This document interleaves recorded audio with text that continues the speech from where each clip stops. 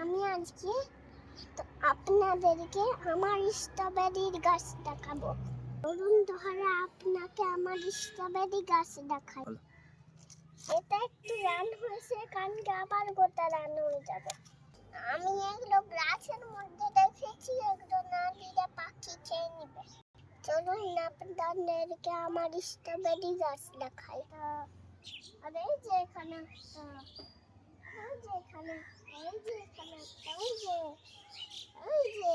একটা স্ট্রবেরি, এখানে একটা, এখানে একটা, আর এখানে একটা, আর এখানে একটা। বলো। এই যে আমার স্ট্রবেরি গাছ দেখেন পিছনে। ওখানে স্ট্রবেরি আছে কি দেখাও তো, লাল